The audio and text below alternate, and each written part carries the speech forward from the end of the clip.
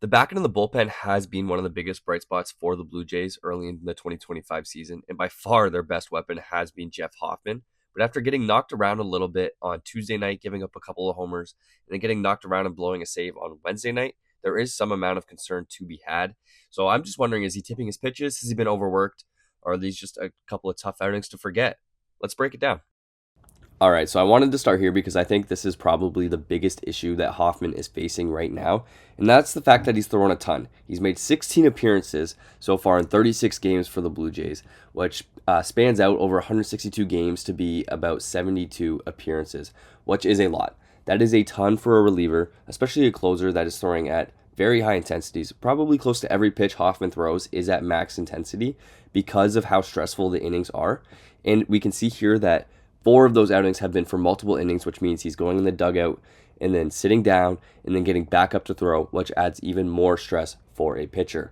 Okay, so we can see that this is having a toll on Hoffman. On May 6th and 7th against the Angels, his velocity was down, as I've so artistically circled for you in red there, which does fluctuate from time to time with pitchers. We see it all the time, velocity fluctuating. But when it's down, it's not good. It means he's probably tired. We can also see further right here that his spin rates are down, which is another basically indicator that Hoffman is tired. His stuff is not as sharp as it has been. Now, these are not huge drops in spin rate, so it's not a massive concern, but it's definitely something to keep an eye on. So the other theory that always floats around whenever a typically dominant pitcher gets knocked around in back-to-back outings or over an extended period of time is that he's tipping the pitches or the team he's facing might have something on him. So I tried to break that down and take a look. Here's all 4 different pitches that Hoffman throws, and we're gonna get a chance to see his setup here on all of those pitches, and they're pretty similar to me. I looked pretty closely at all of these. I analyzed it as hard as I could. I could not pick anything out. Again, this is the only camera angle that I have access to. I wish I could see him from the hitter's perspective. Obviously, that's not something I have access to at this point. But if you see something, let me know. I don't see it.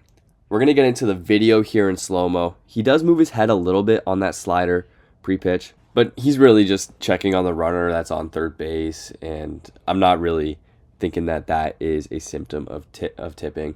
Again, this is the ultra slow-mo. Once he gets into the delivery, they are a little bit different, basically in his follow-through and his finish.